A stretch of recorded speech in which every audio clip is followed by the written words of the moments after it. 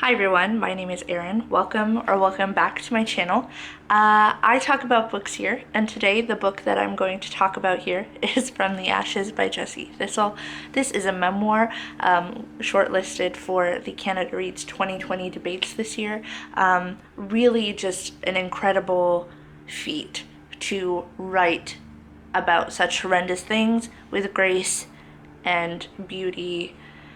It was just can't believe it was actually done. Jessie Thistle is a Métis Cree man, and he is originally from Saskatchewan. He was born in Saskatchewan, was raised really poorly by his family, and then was brought to Brampton, Ontario, to be with his paternal grandparents and to be raised by them. And that alone, the move from Saskatchewan, where he was with his family, despite them not being the best for him and his brothers, to a new province, let alone a new town, to be raised by people who were kind of done being parents, was quite shocking to him. And then being some of the only Indigenous children around was also very difficult. So he was bullied, and he was, not always treated fairly, which happens and is just disgusting. But all of these things, his issues with his parents coming in and out of his life, him wanting a relationship with his parents as he got older, but them just not reciprocating that want at all, really took a toll on Jesse and his brothers. And Jesse himself turned to drugs, turned to alcohol, turned to violence and petty crime, as a means to express and run away from all of this pain that he was feeling. And this is a memoir about that, so it is quite devastating and heartbreaking to read. And I would just advise people going into it, like, you should know that it's going to be heartbreaking and devastating, as a lot of memoir are. But this is particularly tough to read, because just every instance, it seems that Jesse can remember made it into the book. But the likelihood is that he omitted quite a lot, either for his own sanity, or for the sake of the readers. So it is quite heavy to read.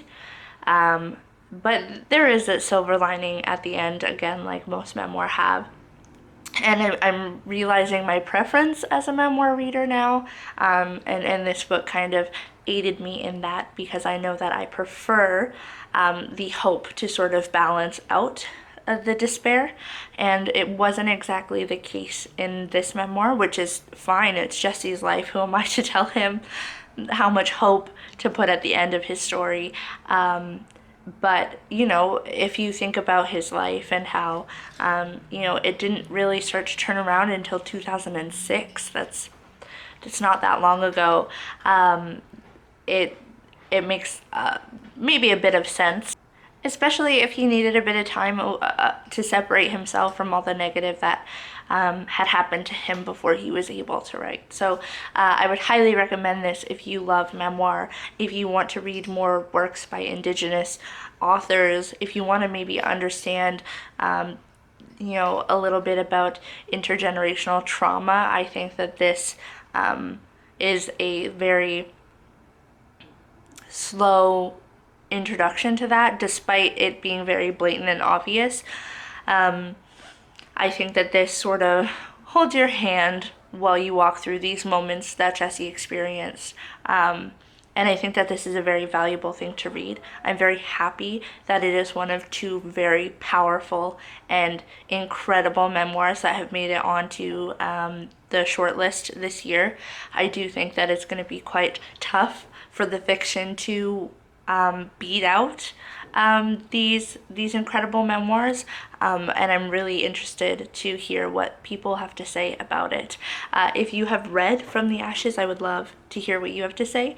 If you're going to read it or you plan to read it, I am just thrilled. I think that this It's been a pretty big release, but I do think it deserves so much more because, again, it's very heartbreaking and devastating, but it is also very eye-opening and just serves a multitude of purposes for what it is. And I'm just so grateful that Jesse felt inclined and capable and safe enough to write this memoir.